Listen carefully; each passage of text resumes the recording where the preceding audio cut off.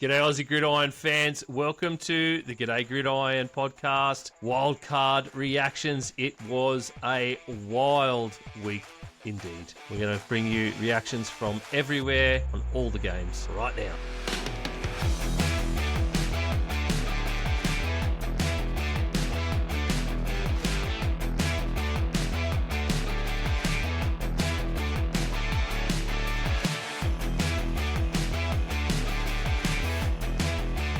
Good evening, Brad and Nick. How are we going? Doing well. I mean, doing great, actually. It's just, we just finished up an amazing weekend of football. Personally, I am 50 hours into a 72-hour famine, so I'm feeling kind of hungry myself, to be honest with you. But I'm excited to be able to do this and ready to talk football, man. Well, what a feast of a weekend football was, though, Brad. Yes, it was amazing. Don't use food terminology on me for right now. Nick, okay, all right. Nick, have you had a Philly cheesesteak yet? No, I was about to say we're off the hiatus. I kid you not, I went to a burger place, I think Friday night with my missus, and there was this burger that had Philly cheese steak in it, and she was like, "Oh, you really like them? You should get." I said, "No, in a burger." Yeah, in a burger.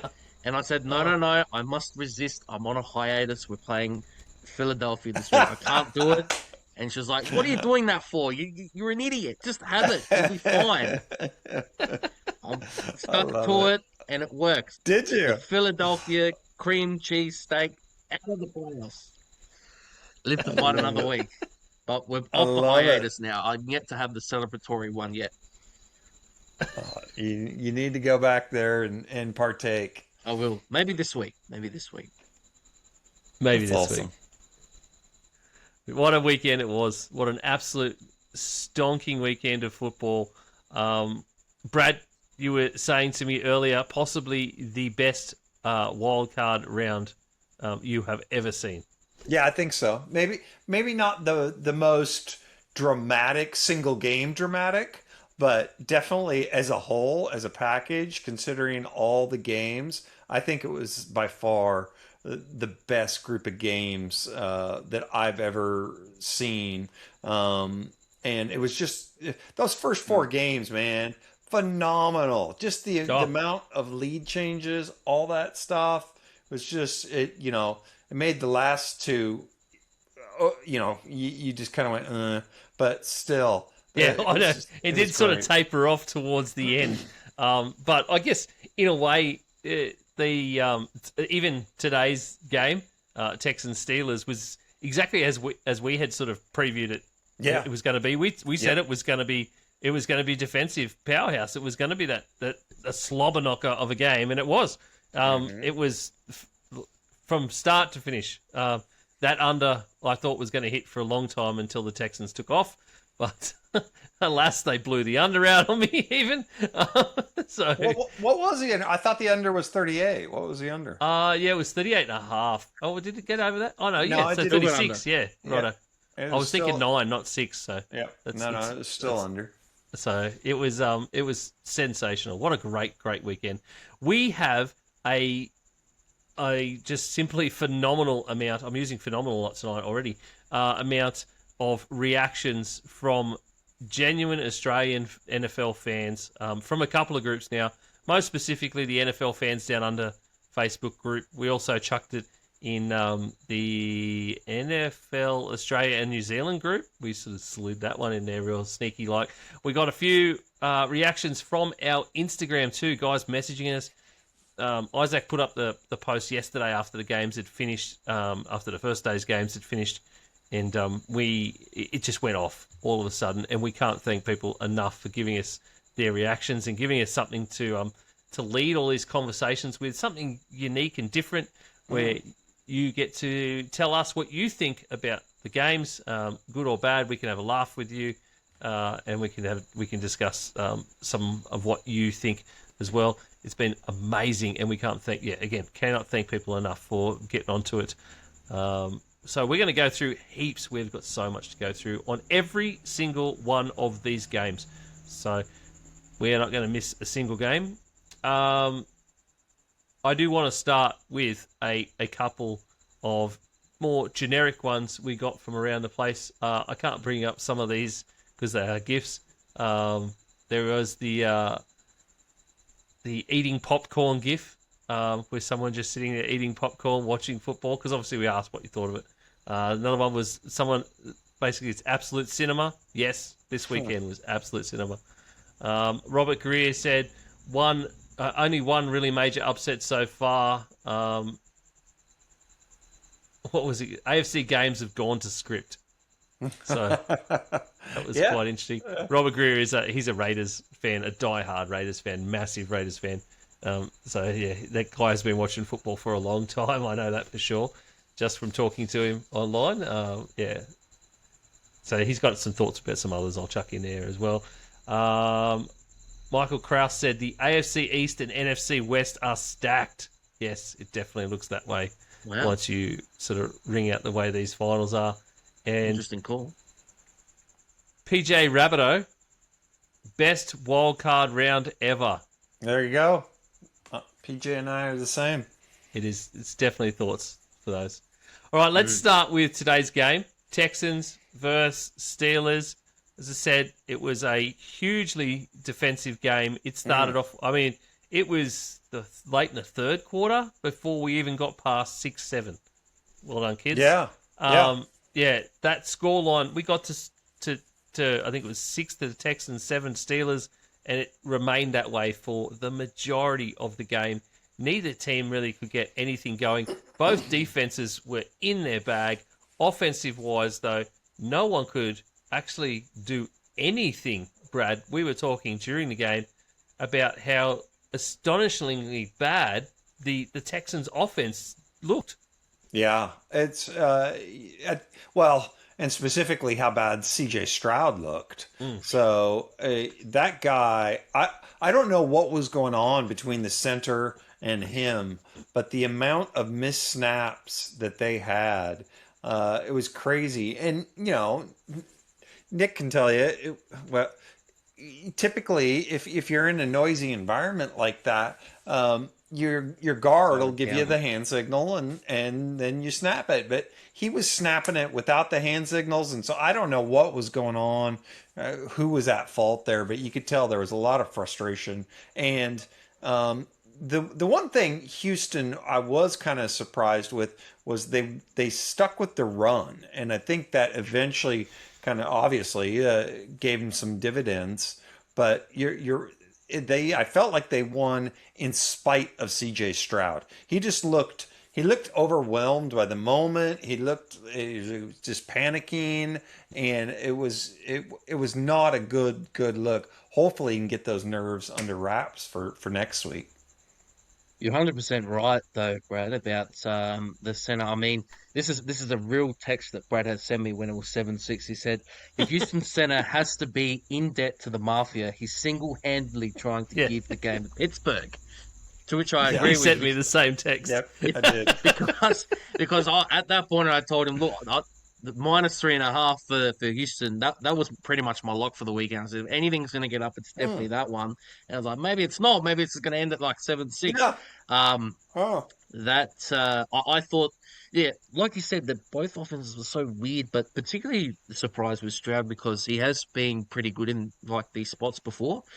He has had obviously not so great games, but also had some really good games, and most of the time in the wildcard round is when he's been at his best. So quite confused to see. He did end up throwing for 250, 21 of 32, but obviously the fumbles, then the pick look really weird.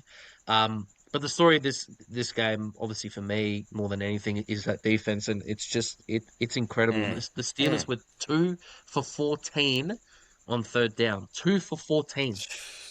That's incredible. That's insane. That's ridiculous. All three levels. There's a Pro Bowler on all three, all Pro Bowler on all three levels. In fact, there's some first team multiple at some spots. So it's really incredible. So, I was really, obviously part of my bracket. We spoke about it last week. We revealed sort of like how we think the brackets were going to go.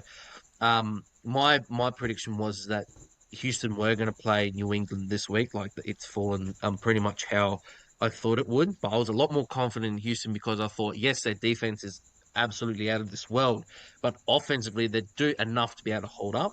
I'm not. Obviously, we'll speak about more in the pre-game show, but I don't know about Houston. Obviously, if they produce that again, I don't know if they'll be able to beat New England with it. But yeah, they've got a lot to fix up offensively, but defensively, like I said, that's why I've been so bullish on them for so long. It's the story of the game, and they were just outstanding. I mean, they scored more than the Steelers did altogether, just that defense. Yeah. Well, and then absolutely. I mean, I mentioned it to Brad, like we were saying when it was 6-7 that like Brad was saying to me, they're going to win in spite of CJ Stroud. Yeah. And I think immediately after that, there was the touchdown by the defense. And I said to Brad, there you go. Finally, Yep. I think it's the defense had to make a score because the offense just could not do a single thing. They Yep. couldn't figure out how to do it properly. So the defense had to make that score. And yeah, that was it was a great fumble. It was a great tackle to cause that fumble. Great pickup, great presence of mind to run. To just pick up and run basically because he knew he had been touched down. So it was perfect. Couple of reactions, just a couple for this game. Vaughan Jones said still alive in bracket, go Texans. And Trent Fernandez hit us up on Instagram. How about Aaron Rodgers' stellar career ending on a pick six? Is it the end? That's my question. Is in it the end? playoffs? Yeah, well, I mean, the media tried baiting him into questions today, which is just this. We had a couple of media interactions this weekend that where people on Twitter are just going off old media personalities, like and people in NFL media circles, like beat writers and stuff, just going off about one person. Obviously, a lovely old local Jacksonville lady who writes for a local Jacksonville rag, giving Liam Cohen his flowers and telling him to chin up, basically, and he's done a great job, an awesome job. Brad probably hasn't seen this stuff, but she tells him this stuff, and you can tell it was affecting him. He took it great, took it very humble, obviously, because he's on a podium after a defeat, having to talk to media anyway. They blew up about that. Why she's just wasting a spot someone else could have and whatever. And then you get these jackasses today in the Steelers press conference asking Aaron Rodgers, the same guy, asking Aaron Rodgers 3 times in different ways what he thought about Mike Tomlin, even though one of those ways he answered the full questions. And then he kept asking him again. And to the point where Rodgers got the shits, told him to to fuck off, basically, and then just left. So he's ruined the press conference for everyone else. And I just don't understand that part, why you get these guys bitching about this woman being positive and then asking these redundant questions constantly. And they said they did the same thing to Mike Tomlin. Like, do you think you'll retire now? And he said, well, that's not for now. That's not the thing for now. Anyway, yeah, that's my bit. That's my rant for today. Hey, I'll give you another rant because I really thought this game was going to go under. We missed a good 5-leg multi that I put in today on CJ Stroud actually going over 224.5 passing yards. He got 250. And Kenneth Gainwell not going over 25.5 rushing yards. He only got 20. I was just like, come on. Otherwise, you know what I did end up with? The under. Woody Marks going over because he smashed it. Woody Marks did. And I said it on the preview show. Danielle Hunter recorded a sack. Did he get a sack? He did. Danielle Hunter got a sack. We got that at $2. I also put in another one for Aaron Rodgers to get an interception, to have an interception at $2.01. Beauty. Great stuff. So I was pretty proud of that one because Rodgers doesn't often get intercepted, but I had a pretty good feeling with these cornerbacks that it was going to happen. The quality of that defense, and plus, if they're playing from behind, he's going to press it. Didn't he ever? I couldn't understand some of the play calls. I think I messaged Brad about it. There was one point where Thielen is wide open in the middle of the field. Could have made 20 yards easily, and Rodgers is throwing it downfield to I think it was it would have been Metcalf. He threw it downfield to Metcalf. No, it was the Metcalf one where he dropped it on the left, and I just went, "What are you doing there? That's not Rodgers' ball. Usually he would see the open guy with full on space 10 yards in Yeah. front of him and put it just drop it off to him. But no, he was playing hero ball, and that was totally not Aaron Rodgers football. It was very strange. And I know they weren't even really playing from that far behind at that point. They're only a touchdown down. So anyway, that was Texans Steelers. Texans move on, live to fight another day. Let's go right back to the beginning of the week. Rams Panthers. We have some great reactions from some people here. Graham Strog said Rams will destroy the Bears. They certainly looked like they were a phenomenal team in this. Rams-Panthers game was fantastic. Kept you on the edge of your seat. It certainly did, Cindy Sexton. Glenn Baker said, as a Panthers fan, I was happy to just make the playoffs. Panthers gave the Rams a run for their money, though, and Rams were lucky to come away with a win. Not bad for a team that no one gave a chance of making the playoffs. Bryce played his ass off and definitely belongs. Panthers earned some respect across the league. Thoughts, Nick? Yeah, absolutely. I agree with that. I felt like Bryce statistically doesn't look like he had, a great game, but I thought he was able to pull through. Like situationally, he pulled through quite well. He put them in a great position to be able to go and win that ball game. They had scored the 2 touchdowns in the last quarter. I came into this game and Puka scored that touchdown early. They got out early, the Rams, and I thought this is going to be a bloodbath. But they were mentally, the whole team, we thought for a young team, I probably thought they're going to fold here. It's their first time in the playoffs, a bit like what the Broncos did against the Bills last year. But they hung in there, man. And I'll tell you what, at the end, I was like, come on, Carolina, get over the line. Fuck, come on. Would it be great to get the Rams knocked out? I'm thinking everyone's brackets will be done in the first game. We'd all have to do them again. But no, I believe, me personally, I believe Bryce has definitely earned another year. I think they've at least been able to get in the spot where they're like, okay, I'm in the 8 and 9 team, but they're obviously a bunch of guys away from really being towards the top end of the NFC. Like they probably need to fix up. Maybe if you get a few players on defense, obviously they've got Bryce on sort of another year on that rookie contract. So they've got money to spend. Offensively, they look like they're trying to get it together. So yeah, I feel like there are a few players away and then they can really have another run at it next year. Obviously depends on the rest of the NFC South. Obviously the last few years has been rather rubbish, but I'll tell you what though, the one thing I took out of this game though, from the Rams side, that defense, you can get after them. And I'd be a bit, I don't know how Isaac would feel, I'd assume he'd probably feel the same way, but it's fair that they're favourites this week, of course, because the Bears' defense isn't good. But with that offense that the Bears have got and how they can come back and rally and get going, I mean, we'll talk about it in the next game, how they can really get behind them in Chicago as well. That defense is gettable, which is weird because last season they finished the season so well defensively, whereas this season they've done the opposite. How did you find that, Brad? Yeah, everybody was going into this game thinking it was going to be a dud, myself included. I really thought it was going to be a blowout game. I didn't think it'd be 34-31, that's for sure. No, not at all. The ability for the Carolina to score and Bryce Young, I thought he played a pretty decent game. And he was only 21 for 40, but he made some tough throws and some critical throws at key times. So I was impressed. I thought he played a lot better than CJ Stroud.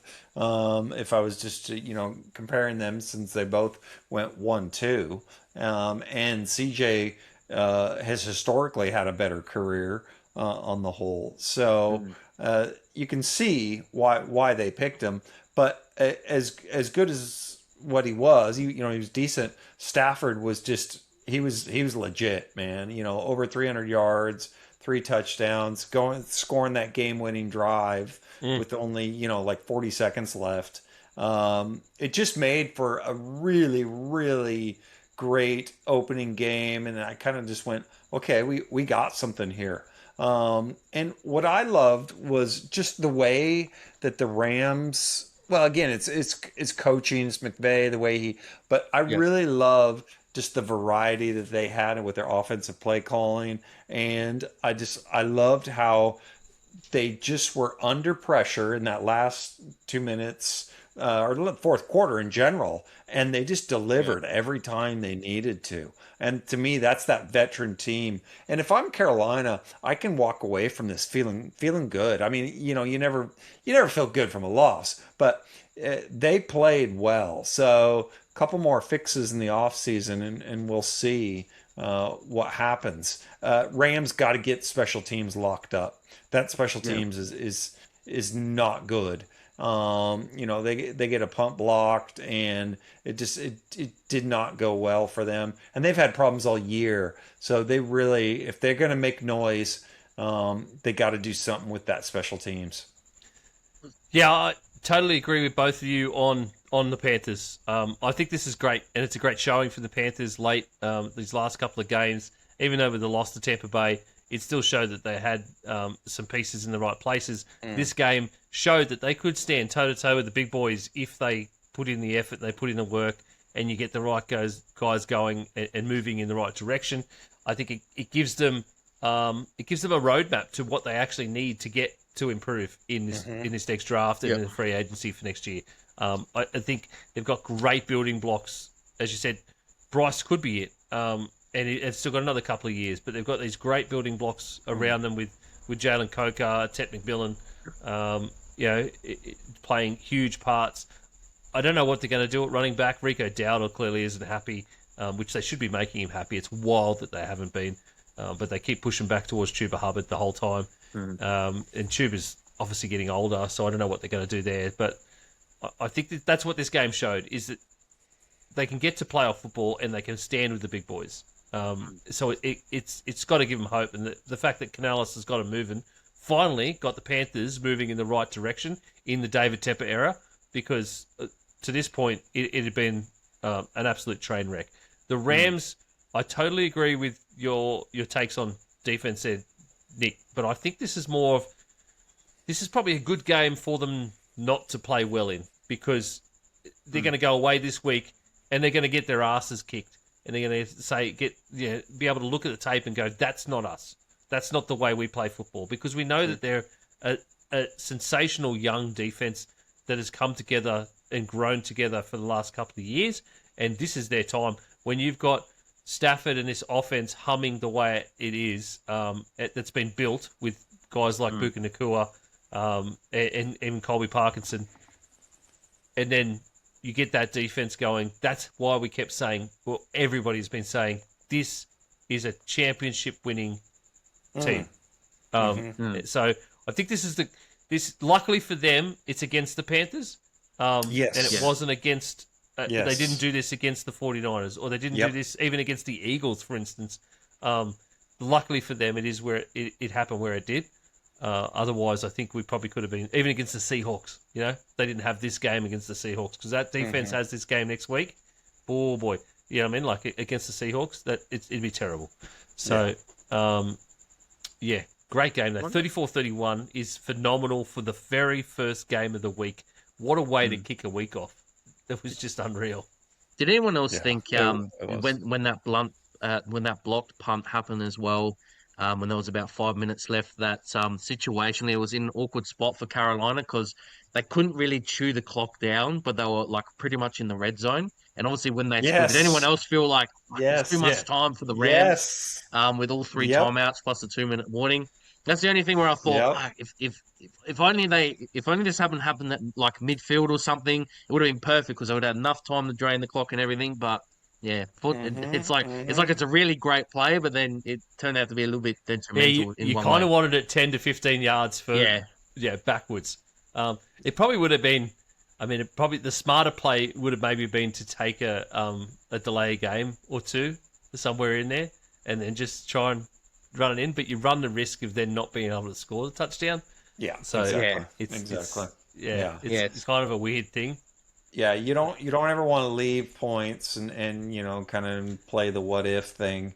But I thought that exact same thing, Nick. I thought, I wonder if this will change their play calling at all, because of the clock. But Yeah. then I was just looking, I was like, even if they change their play calling, it's not going to be enough to truly milk that clock. Yeah. So I think they just stuck with their normal Yeah. play calling, which is what I would do. You get the points, and then you hope your defense can do it. Mm. Happened a few times this weekend where I thought the same thing. Like, is there too much But there was time for the guy yeah. with the ball last? And in most cases, actually was too much time for the few of the games, and this was one of them. If you watch that pump block, you can see one of the guys who was supposed to slide out. He didn't, and he just blew Yeah. his assignment. And you could have, it's just stuff like that. You go, what's going on? Because that's not typical of a McVay thing. So I would not be surprised at all if, and it's not just because of this game, but if that special teams coach is gone after this season. Yeah. All right, let's move on to that started the week. What an amazing game to start the week. And then we get to the second game, Green Bay Packers at Chicago Bears. And early on, Jordan Love, Romeo Dobbs, Matt Golden, Josh Jacobs, and the whole of the Green Bay Packers defense looked like they had this in the bag. They came out hitting in the first half and really stifled the Chicago Bears, and anything that they had on offense really took them down.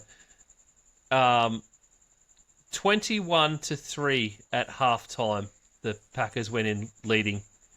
And after halftime, the Bears get a field goal, and then it started. 25 points in the fourth quarter from the Chicago Bears to come back against the Green Bay Packers. Fumbles galore from the Packers in Love, Jacobs, Watson, Kennard, Dobbs even, all in there with unforced errors, basically, to let the Chicago Bears back in, and an absolutely thrilling finish once again. 31-7, the Chicago Bears win. And what a phenomenal game the Chicago Bears played. The resolve to stand up in tough times and not give up when they were down 21-3, to just believe that they could come back and be something in this game. It really was. It was amazing to watch. I got to admit, I almost, if it hadn't been a playoff game, I probably would have turned it off. I think most people would, Brad. Yep, totally. Yeah. So because as it was, I was watching it on delay, and as it was, I started to fast forward some things. And then I was like, hang on, what? And I rewind it and would watch it in full time just because. But you're right. What amazed me was the changes that the Bears made. And that they didn't pack it in. And the fact that, like, they just, on offense, they went no huddle, quick game. They went shorter routes. And it neutralized Green Bay's pass rush. It simplified what Caleb Williams needed to do. And Caleb used his legs as usual. But it was just the adjustments Ben Johnson made, I thought, was just fantastic. And he put them in a position to succeed, and they did. You can't say it enough, but that 4th and 8 conversion to Rome Odunze, that was phenomenal. Absolutely phenomenal. That was the entire game right there. Because if they punt, it's over. And again, so watch this. I watched it several times. Green Bay, they go into, I don't want to get too into the weeds here, but they just go into a spot drop coverage. So they're playing zone. So what I mean by spot drop for people is they're dropping back to a specific spot, and then they've got a zone. So and you don't do that. You don't do a static coverage like that on such an important play. I don't feel like, when you're having more success with the other types of coverages. So it's just, if you're ever interested and you want to get deep into the weeds, go back and look at that play. I just feel like Green Bay just called a horrible defense in the end there. And then on offense, I just felt like they went too conservative again. They just, and to Chicago's credit, they dialed up the pressure. They started coming. They said, if we're going to lose this, we're going to lose it blitzing. and it worked. And so they got after Green Bay, and they made them choke essentially. 3 rushing plays the Packers had in the second half. 3 rushing plays, What? and they led I by didn't know two it was that scores bad. by most of that game into the second half. Yeah, this for Wow. me is 100% on the Packers coaching staff. Like the Yeah. story of the Bears coming back and winning is fantastic. You know, they put in the right Yep. pieces, they made the Yep. adjustments, like you said, at halftime. Even defensively, they're getting after Jordan Love more because he had a lot of time. So Dennis Allen said we can't just keep allowing him to sit back there. So there was a few times where they sent the extra guys, and that sort of worked out because they went from 2 pressures in the first half to 10 in the second half, the Bears. So they Mm, tried to mm. dial it up a bit more, put them a bit more under pressure because obviously the Packers don't have a defined number one receiver, but they've got a lot of sort of B grade good receivers. Like they've got Reed, they've got Dobbs, they've got Golden, who was probably the best receiver on the day, even without Kraft, because he was injured. But 100% on the coaching staff. And it has been a theme of this the entire season in these 3 matchups between these 3 teams. 106-0. Do you know what that stat is? That is the amount of offensive plays when leading in the 3 meetings this season. The Chicago Bears did not What? have a single offensive snap leading in all 3 games this year. And they won two No of them. way. They No won way. two of That's them. a great stat. That's a great stat. Wow. That is a horrible offense because we've seen this a few times with Matt LaFleur in the playoffs. Obviously, this is quite some time ago. Obviously, they had Rodgers, but if you remember to the NFC Championship game, when they Mm-hmm. played Brady, they got a bit conservative with that as well, and that allowed obviously they were up big, and then Brady came back, and obviously that's how the Bucks got into that Super Bowl. Um, Yep. then they've had the reverse where they've really started some games really bad, like in memory from an NFC Championship game that they played against us. Like they had absolutely nothing going for them at all. So really to me, again, it shows, is Matt LaFleur on the hot seat? Maybe. I mean, there's been Mm. not a team in the NFL that's benefited more from the league expanding to 7 teams in the playoffs from both sides Playoffs. because literally Mm-hmm. they've Mm-hmm. finished seventh the last 3 seasons in a row. Um, but yeah, for me, it's on the Packers. It's a great win by the Bears. They've done it all season. They come down by 10 plus. They come down from 2 scores. Caleb is 3-3 when they're down by 10 plus with the last 5 minutes of the game remaining. The rest of the NFL is 3 and 159. So they love playing from behind. I don't know if Whoa. that's a good thing. It's a little bit like Mahomes in his first Super Bowl run where they had like the Texans and then against the Titans as well, where they kept coming down from 2 scores. I don't know if that's a winning recipe, but if it worked for them, it might work for the Bears. Who knows? But we'll see how it goes this week. I don't think they'll be able to get away with it going against the Rams this week. I think it creates resolve. It shows that the team is creating resolve, and Yeah, they're creating something from anything. Colston Loveland was fantastic in this Oh. game. That guy Oh. was an absolute beast. Outscored every other wide receiver around him. DJ Moore, it's the catches DJ Moore had and the touchdown. Um, yeah, it's quite clear that when the Bears have to have it in the fourth quarter, it's DJ Moore. He shows up Mm-hmm. big time, Mm-hmm. and I think he's just found a new life there. It's been great to watch. There are a ton of reactions for this game. Garrett Wells said, if the Bears turn up and do what they've done in the last quarter for a full game, they're a contender. yeah. Israel Higgins said, upset of the round, the Bears beating the Packers. All other teams you kind of expected to make it through. Scott Jones said, all good games except Packers Bears. I have a feeling Scott might be a Packers fan. That was just plain painful to watch. So, Andrew Armstrong's reaction, I don't totally agree with. Not really amazed the Pack lost given half the team was on IR. If anything, the Bears should be embarrassed it was that close. Oh, Uh, come on. No. apart No. from Tucker Kraft, and Devontae Wyatt, the defensive tackle, the Microphone. rest of the guys on IR tend to be guys who are second stringers anyway. Well, you forgot Micah Parsons, but But yeah. hang on, Oh, but hang yeah, on. Micah But to Parsons. that point, those players weren't playing in the first three quarters either. So it's like, No. Yeah. and Yep. nothing was wrong Yep. then. Correct. Yeah. And that's why I don't totally agree with it, because they were leading Yeah. 21-3. Yeah. That's not No, those yeah, players. yeah, yeah. Um, No, I appreciate the reaction, Yeah. but Yeah. I think that I can that's understand really that.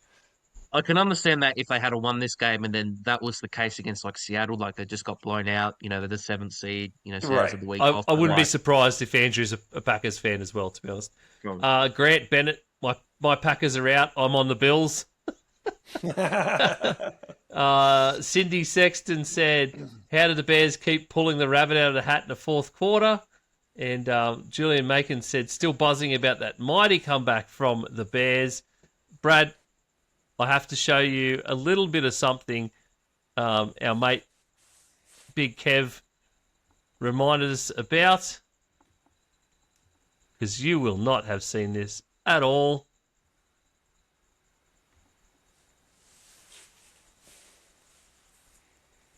What am I looking at here?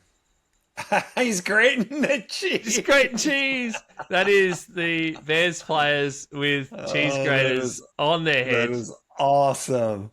That is Caleb so Williams grating cheese. There was a fan in the stands that they were showing on the broadcast quite often that had the whole time he bought his own cheese grater and what looked to be a block of Parmesan, to be honest, the way it was grating, because he was doing it so easily. He bought a cheese grater and a block of cheese, and they kept showing him on the broadcast that he'd be just grating it after players going, yeah! Like this. I love that. So I'm setting the over under at 500 for the amount of mice that would have entered the stadium after that game with the amount of cheese that was grated.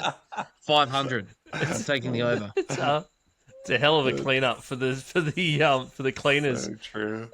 in Chicago, but I don't think they would have minded, mate. I don't think they would have minded at all. No, not at all. Also, big shout out to there's a guy, the cheese grater hat. Brad, did you see the cheese grater hat that they had on? Yeah, I saw it. There's a guy. This is the story, right? And they've done interviews with him. There's a guy that made this himself. Him and his mum make it. What they were doing originally, and it's taken off. It's gone gangbusters. He was a Packers fan, and he was making cheese heads. Okay? And people were ordering cheese heads off him, and then the Packers came to him basically, or some dumbass from the Packers, and said, "Stop doing that. We don't want you to do that. You can't do that. Or stop doing that." So he said, "Screw you" to the Packers, because apparently he'd been a lifelong fan and a season ticket holder. Said, "Screw you," and went out and made cheese grater hats. And all of Chicago it's just exploded. The players included. Players have ordered these things from him. Well, you think about it, the market for cheese grater hats is a whole lot bigger than the market for just cheese heads, because everybody that's playing the Packers would, love to get their cheese grater hat. So that's what's ended up happening there, mate. Opposition players just can be frequently seen with cheese grater hats on, and it's taken off. Yeah. So. Now, I haven't seen this, but I've heard about it. Did Ben Johnson go on some rant or something in the? Do you want the Ben Johnson post game stuff? Yeah. It wasn't really a rant. There was some really. interesting stuff. There was a very weird handshake between Ben Johnson and Matt LaFleur. No, this was like in the locker room after the game. So there was a very weird handshake where he basically ran past him and just sort of came up to him and just like a real quick handshake. Post-game, It wasn't, post game.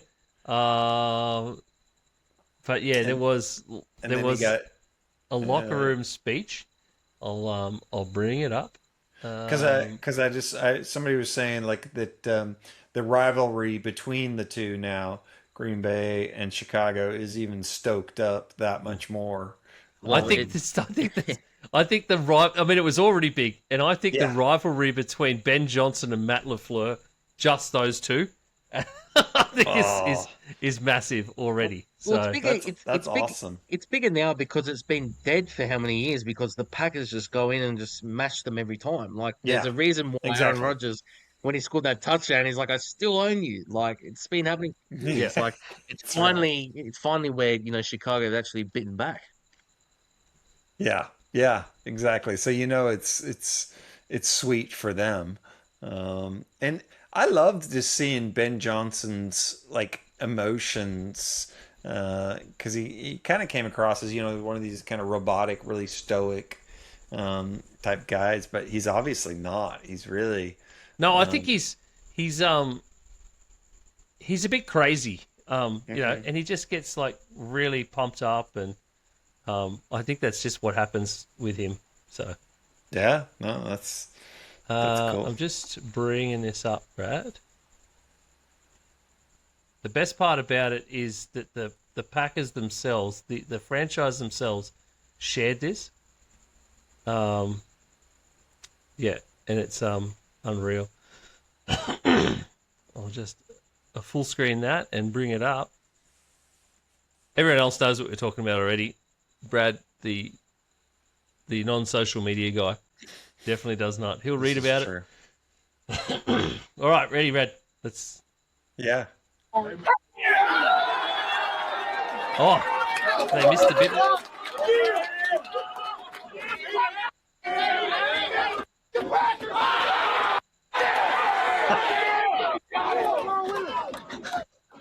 So that was basically that, Brad. They bleeped out. They did bleep They did bleep it out, but there is. He said, "Fuck the Packers." F the Packers. Translate. Thank you. Oh, see, I love that because just the rivalry gets heated. And I can't. That game needs to be number one next season. It's just that's gonna be so epic. It will. It really will. Let's take a quick mid review or mid reaction break to check out footy tipping. I want our footy tipping, our playoff footy tipping comp has gone amazing. 76 people are in our playoff footy tipping right now. Beauty. And there is already separation. 3 guys at the top, 3 people at the top, I should state. I don't know that they're all men. I got all 6. Dalbs 41, Scott Jacklin, and Fitness Fanatic are all 6. I want to point out there's a bloke down here in 26th who, if he managed to put in his tips correctly and not on the secondary account that he apparently has, would also have all 6. I didn't know I had a secondary account. Apparently I do. On one of my many other email addresses. Oh, no. And that's what I'd done at work. And then I was into the first game going, oh, yeah. Into the second game going, yeah, this is awesome. And the Packers were winning. I'm thinking, did I pick the Packers or the Bears? I'm sure I picked the Bears. Went to look and went, what the hell happened to my tips? Anyway, no. I can't win the prize anyway, but it would have just been for bragging rights. That's 6, cool. Three people all on 6 right now. Wow. And obviously that total score in there is going to matter. One prize only, $50 gift card to, what did I say? Was US Sports HQ. That's what we're going to buy. Good Lord. I lost all words then. And we can see some pretty familiar names in here. J-Hob Sewell. Basalenka is sitting there in 6th. He won our previous competition, of which our jerseys will be arriving very shortly. So that's where we're sitting at right now. Let's get back to the other 3 games. Righto. Bills-Jags. We witnessed 2 sensational games on Sunday. We get to Monday. First game on Monday. And what do you know? Bills-Jags did not disappoint. It was going right down to the wire, score for score, all the way until Josh Allen took over and took the Buffalo Bills by the scruff of the neck and dragged them kicking and screaming across the line to finally beat the Jags 27-24 in the end. Brad, I know you sat down and studied these games on Monday, all 11 hours of football. What did we think about the first game? Yeah, it was exciting. Again, just when I thought that, the Sunday games, Saturday in America, were amazing and couldn't get any better, then this game comes up and it was It was awesome. This game was awesome. We, I, I felt like this was the type of game that should have been in the AFC Championship. You know what I mean? These two teams, were out too early, in my opinion, because they're both just great teams. So, what I loved was just Buffalo showed up. This was the type of defense. This is the type of defense that they need to play, where they're just making some really aggressive plays, some splash plays in order for them to get to the Super Bowl. This is what they need to do, and they did it. And especially what I was impressed with, on the offensive side, was just the adjustments that they made in the fourth quarter. So they were just going like the quick passing game, and it really took Jacksonville's pressure, kind of out of the game. But Buffalo, and the thing is, Trevor Lawrence had a decent game. He didn't have a great game, but he had a decent game, and he made some good throws, and yeah, he could have done a couple things a little bit better here and there, but you saw Josh Allen just kind of turn on that MVP mode, and you thought, okay, if they can keep this close to the fourth quarter, Josh goes Superman, then that's what they'll do, and that's what they did, and that's why they won. So nothing was more emblematic, I thought, than that of a veteran playoff team and kind of still a new playoff team was that Buffalo the 1 yard touchdown run. In the sense that, if you watch the tape, Jacksonville gave up on that, and Buffalo said, "No, we will not be denied," and they went and scored. And I felt like that's the mentality that you need to have, especially come playoff football. And Jacksonville didn't have that. Yeah, 100%. I agree that well, Trevor, the stats look a little bit better. I thought throughout most of the game he was not too bad. But then the fourth quarter is actually quite good. I know that the sort of last pick obviously takes away a lot. Was it the worst throw? No, I mean it's a deflected pick, so what can you do? But obviously you'd love to have it back. He's one of three players actually to actually have multiple go-ahead touchdowns in the fourth quarter of a playoff loss.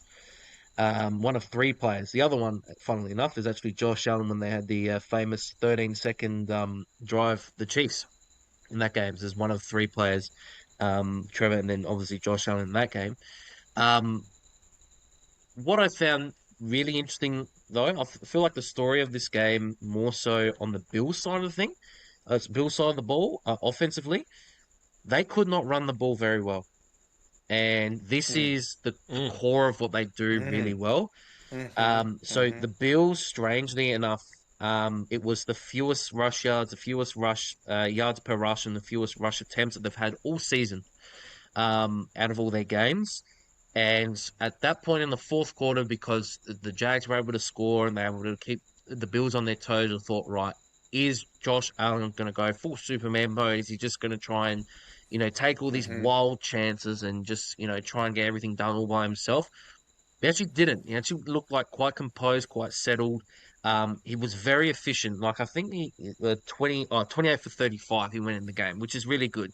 And obviously picked up some really important third down conversions. Obviously they had, the sort of, well, tush push plays, if you want to call them that, which they pretty much are. Yeah. Fourth down conversions as well, which kept them in the game. And like you said, Brad, it was the mentality of them just going forward and just saying, no, we are going to score. We're going to get up.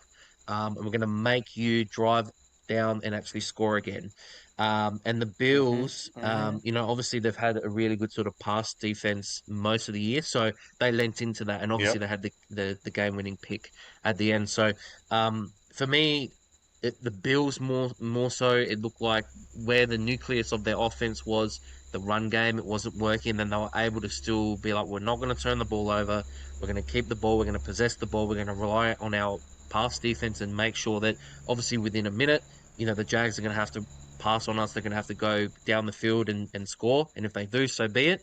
But I thought it was probably one of the first games in quite a while, playoff games, sorry, where I felt like Sean McDermott and the Bills definitely got it right offensively. Now, obviously, it's Liam Cohen's first playoff game as a coach. So, you're not going to expect him to hit the ground running straight away. But I feel like, yeah, definitely this was a game where you felt like, the Bills have been there before, their experience, and they held their nerve quite well.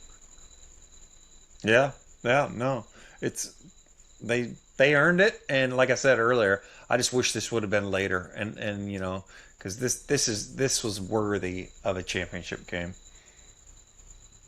Yeah, it definitely was. I think that's the sentiment a lot among a lot of people. I lost all semblance of English there.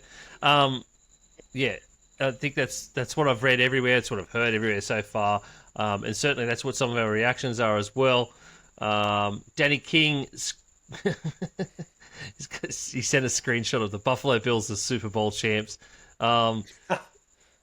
Nicola Lincoln still sitting here all relaxed because we are 12s and Mike's in control.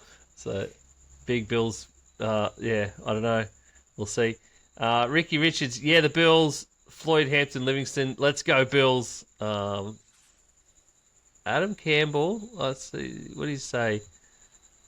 I think he's a Broncos fan, so he basically said good games, all of them. I picked 4 out of 5, but I'm happy with the outcome as the Bills now travel to Denver. So my Broncos can extract some revenge. We'll see. And then Miller, What you wish for. Shattered Jags fan here. Josh Allen was too good when he needed to be.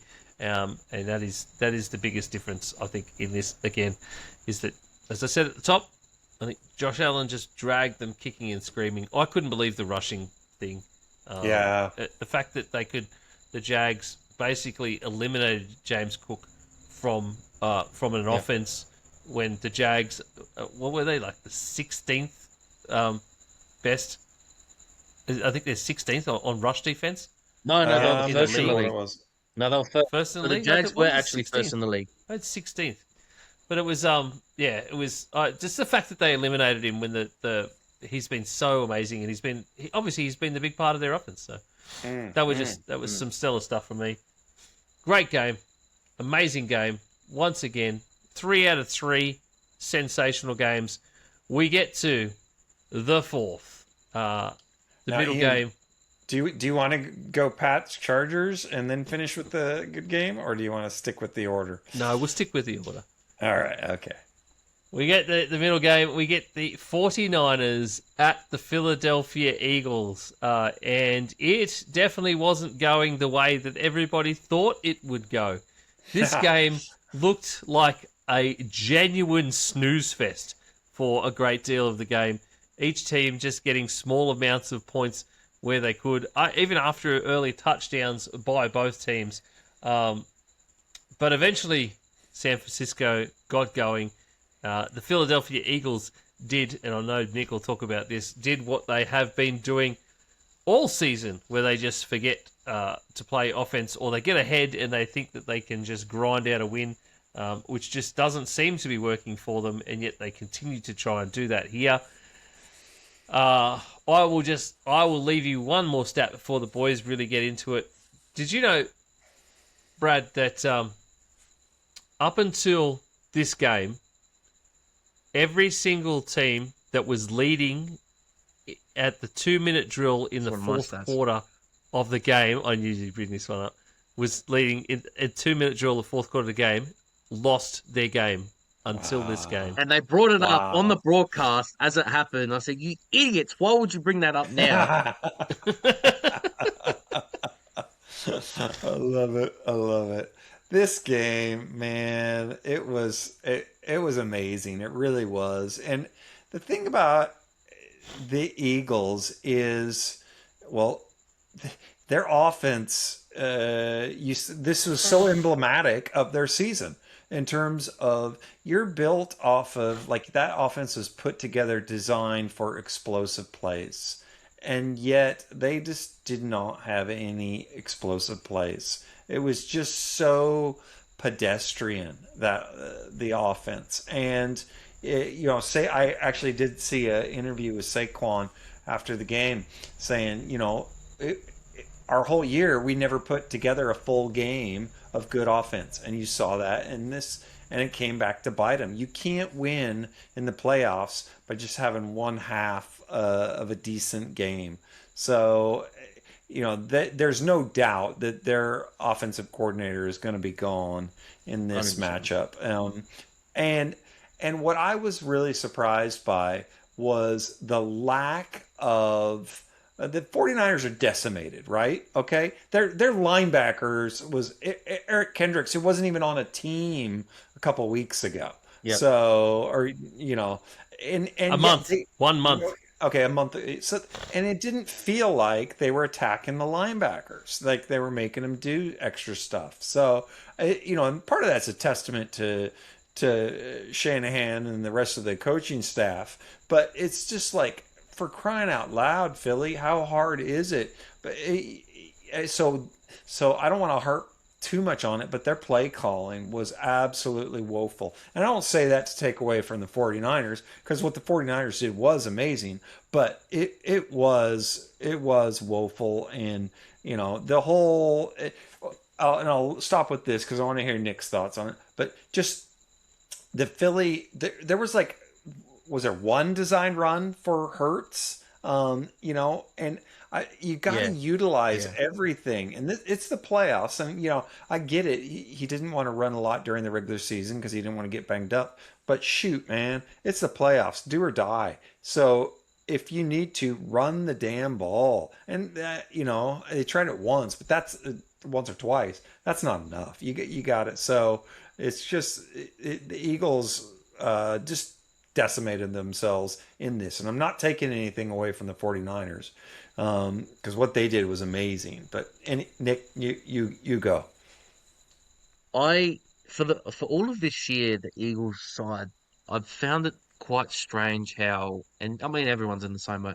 They've had all this talent, they've got all these guys, and they Mm, couldn't put it together. And I know people say, well, AJ Brown, and then Jalen Hurts said a few things. Saquon hasn't been the same. It was like, yeah, but most of that was there last year, and they had those yeah. guys. Obviously that's the difference between Kellen Moore and Kevin Patullo, but I found it very strange. That second half was one of the weirdest play calling was for one side of the ball. Like I think I've seen in a playoff game for ages. They found Mhm. themselves. We actually came out and there was a few changes that Salah had made up front and were able to stop the run. So there was a few times where um we went up most of the third quarter where Saquon rushed for a bunch of times and got either Mm. 1 yard or he got nothing at all, or we sent him back. There was a lot of times where we had tackles for loss. Um, so there were a lot of times if you go back and watch that game where they were behind the sticks a lot, Yeah. and they had some very weird play calls. I know a lot of play callers now go, when it's third and long, just screen it, just get up the field and everything, but they are very weirdly conservative when they're behind the sticks a lot, Yes. like second and Yes. long, third and long. Yes. Like they weren't and obviously they had a lot of penalties, but they put themselves in a lot of times where they are just behind the sticks a lot of the time. And then I felt they went away from Dallas Goddard way too early, which was weird because he scored the Mm-hmm. opening Mm-hmm. touchdown for them. So a lot of Yep. weirdness. Just I just couldn't understand it because it felt like they were in control of the game. And it sort of just felt like Yeah. in that Yeah. third quarter, it's like, well, defense is actually, from our perspective, defense is actually, keeping them in it, keeping us in it, keeping us in it. And then obviously from that point onwards, offense, I'll get into that in a sec, they kicked into gear.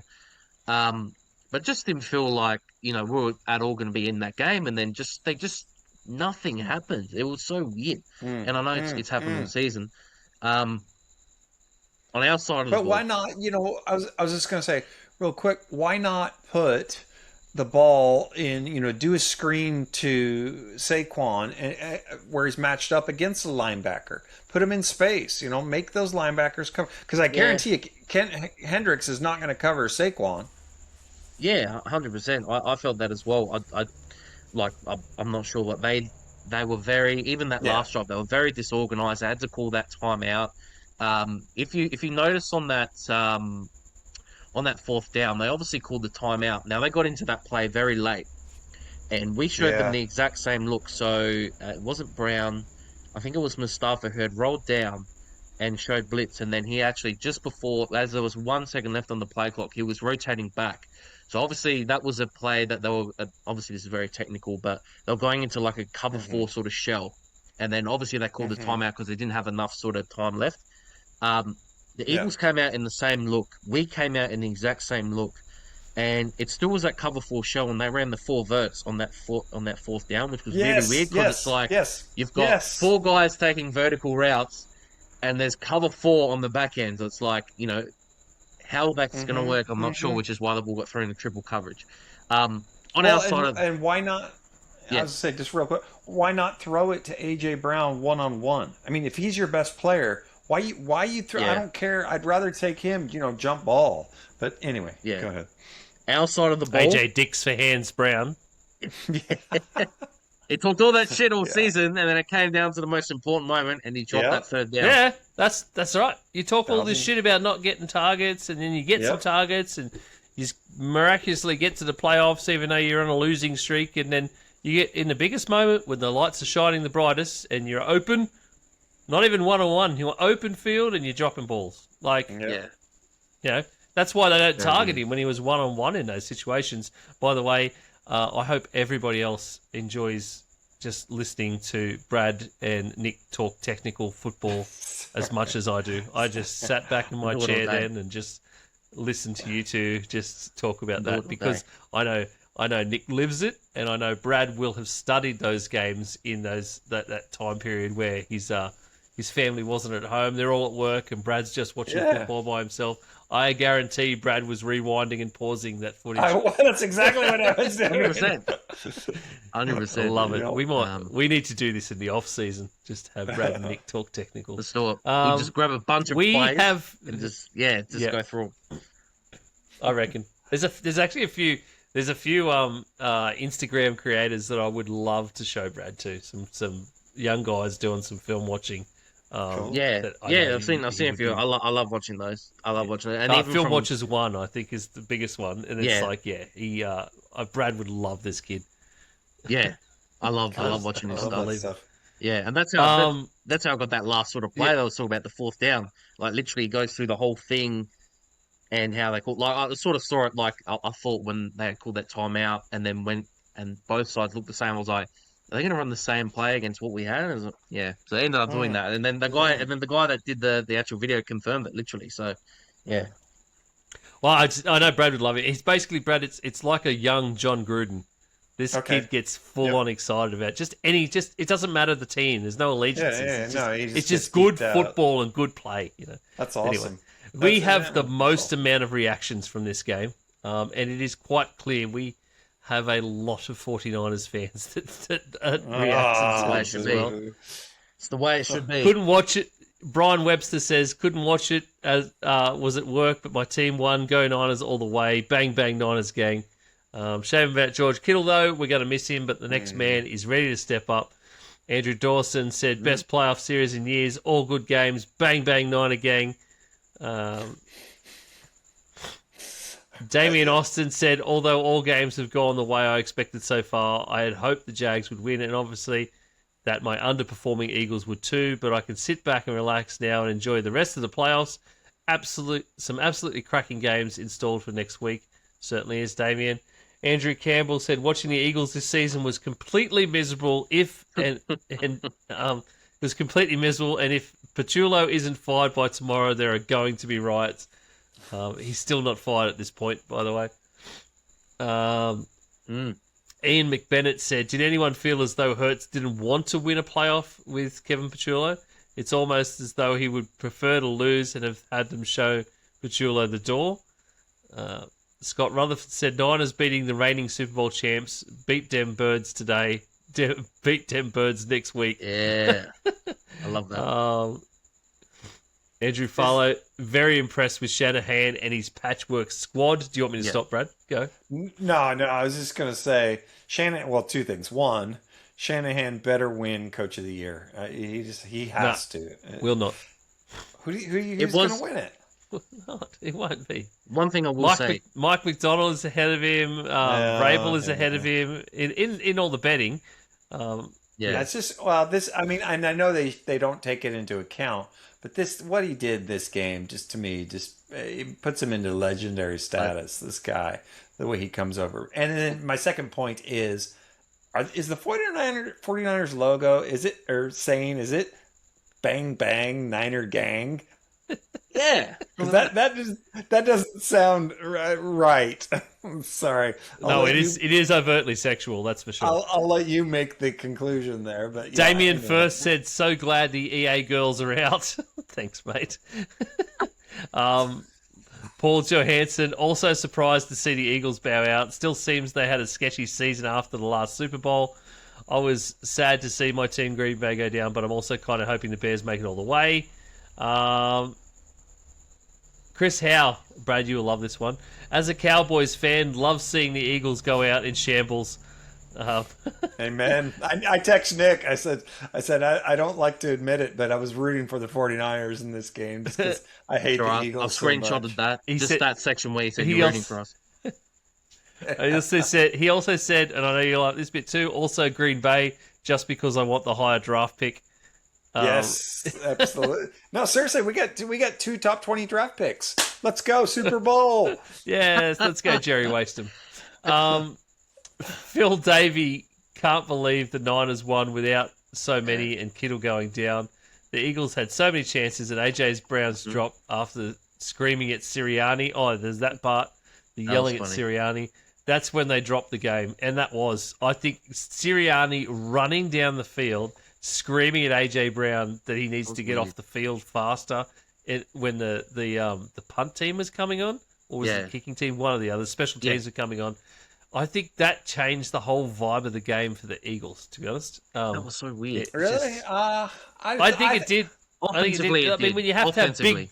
big, when they have to have big doms separate them on a field, there's something wrong. Yeah. I will say Yeah, though, Brad. Yeah. You go. You go. Go ahead. I was just say they're just two passionate dudes who, and I think they're probably used to it. To be honest with you.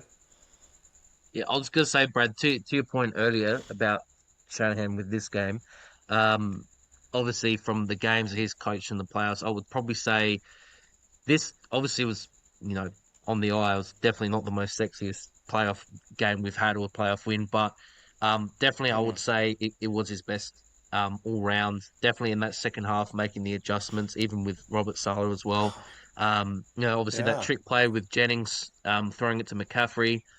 That's a play that he had the last time he had it was about 6 years ago in a shootout we had against the Saints. When Mosa had it over the top to I'm trying to think the receiver that we had from Sanders from the Broncos that we brought in that first year we had Jimmy Garoppolo. Like the wrinkles and everything, and then even on the last play, how they sort of wrinkled it up to try and get McCaffrey open for that game-winning touchdown. With the amount of guys that we've got on defense, like half of these guys, like I was playing linebacker this weekend. Like seriously, it was bad. Yeah. And Exactly. It was phenomenal. Oh, I was just going to say, how good is Robert Saleh? What he has done is, I think, just super, super impressive. And he deserves just as much credit in this game as Shanahan. And hey, Woody Johnson, good job firing him from the Jets. How's that working out for you? and we're gonna lose him again this year. I have it. Well, Yeah, maybe. you are. It depends if he wants to just hang around or if he does want to take one of these jobs, to be honest. Well, Yeah, not that's if true. If he Baltimore does a come knocking. Fangio. Yeah, right. I still think that's a maybe, though. There's to give me a lot of pressure there.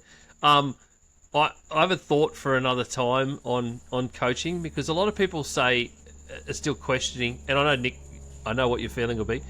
And let me finish this, but it's a lot of people still say that Kyle Shanahan, or debate whether or not he would actually be a Hall of Fame coach at this stage right now. And a lot of people still do that whole thing where they say he's got to win a Super Bowl before he could be considered. And he doesn't. And that's what I mean. It's for another time. But I go, Yeah. I don't agree with that at all. I think coaches are in a different realm. If you are constantly and continually succeeding, but you're still not getting just to that last win, I think it's just the way you run the organisation or the way you run your team, and you bring them up constantly. And then, I mean, like, Nick, how many years have the Niners been in or around the playoffs for in the Shanahan era? Isn't it all but about two? No, it'd be every more time than that. I'd say every time they've made the playoffs, they went to the championship game, didn't they? Every time under Shanahan. Yes. Yes, Yeah. correct. I mean, so that's insane. That's absolutely insane. Yeah. That actually goes back to 2001, by the way. It's not just with Shanahan, which is weird. Even Jeff Garcia days. Yeah. Yep. And it's other things too. And I know it's not like drafting players isn't necessarily a coaching thing, but Shanahan had a hand in drafting Brock Purdy. You draft a guy absolute dead motherless stone last in a draft, and he turns out to be a superstar quarterback. Come on, Phenomenal. That's coaching. That's coaching. Yeah. Yeah. So anyway, that's the time. That is discussions for another day. That's an off season. When me and Brad go through plays together, we'll talk about coaching too. We'll discuss all those things. All right, let's get to the last game we got to get to, and it is, of course, Los Angeles Chargers at the New England Patriots. Brad, you alluded to it. It wasn't the greatest game compared to these other games, and it was a little bit of a downer. It was a bit of a downward slide, but it did still show us a lot, I feel. The Chargers, I feel like the Chargers were never going to... they were never set up or expected to succeed in this game. We all talk about the fact that they were on fourth and fifth string linemen. They had guys go down in this game again. And Herbert was playing broken. We've got running backs gone. We've got guys coming back in. It's just... It was never set up. They were set up for failure in this game. And I think just to produce the small amount that they did and be able to stick around in the game for as long as they did is a big credit to, once again, to coaching, especially their DC, whose name escapes me right now. Defensively, they were great, Brad. The New England? Chargers. The Chargers. Yeah. Because they held the Patriots to just 16 points, but it was 9 points for a great period of the game. The one thing... Okay. I want to talk Chargers before we sort of go flowery about Patriots, really. Okay. All right. Yep. Okay. What concerns me about the Chargers is that you thought, okay, Harbaugh and Greg Roman, they're going to be able to run the ball. And I know they've had injuries, but over the last 2 years, they have not been able to run the ball at all. And you thought, okay, Harbaugh, he's really good at the game management and all this and that. But to me, this game, like, they weren't good at that. And it wasn't good game management. And I didn't feel like all those little details, they were putting him in a position to succeed, which was the opposite of what Vrabel was doing. They got to go out, and they've tried to invest in that O-line. The Chargers have, but you saw it, Herbert. And Herbert looked out of sorts this game. It's even when he could have paused and taken a little bit longer in the pocket, he was seeing ghosts out there. He just, it's if the first read wasn't there, he was almost like he was taken off. So, it's unfortunate because I feel like it's starting to now develop a little bit of a narrative around Herbert, but because he's 0-3 in the playoffs. But it just didn't feel like they had an identity. It didn't feel like they were who are the Chargers, and they hit on McConkey. Getting him in the second round, but he had a down year this year because they brought back Keenan Allen, and so it's just I feel like and I know Hampton got hurt as well, but I'm just they have not come together, the Chargers, at all like anybody thought they would. So it's concerning, and I feel like that this identity, what they're trying to do, just isn't working. How much longer? Luckily, they've got a lot of guys on cheap contracts. But in this game, they They did not look like a playoff team at all. Felt And like any other team in the playoffs would have beaten them. the DC's name that I couldn't remember offhand was Jesse Minter, who is actually in line for quite a lot of head coaching jobs this season. Most notably, he's got a request from the Ravens for their head coaching job because he actually coached as an assistant under John Harbaugh. A few years ago. So he's been. I think he's interviewing for that. I think he was interviewing for the Browns job, the Raiders. I can't remember who else. Might have even been So a whole bunch of them. He's sort of one of those top young candidates. The Titans as well.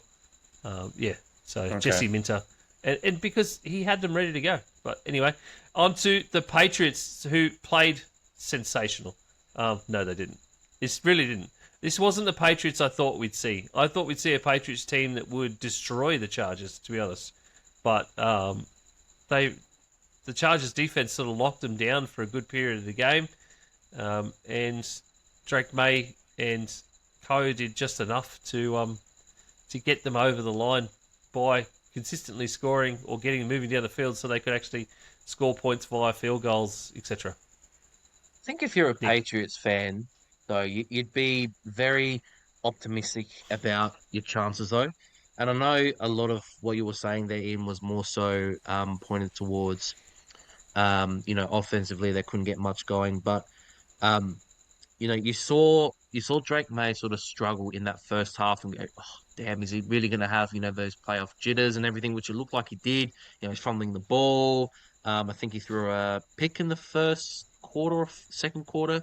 Yep. But then that second half, particularly that fourth quarter, he went on. He played really well. He was able to get some completions. Obviously, had that the sole touchdown, to Hunter Henry.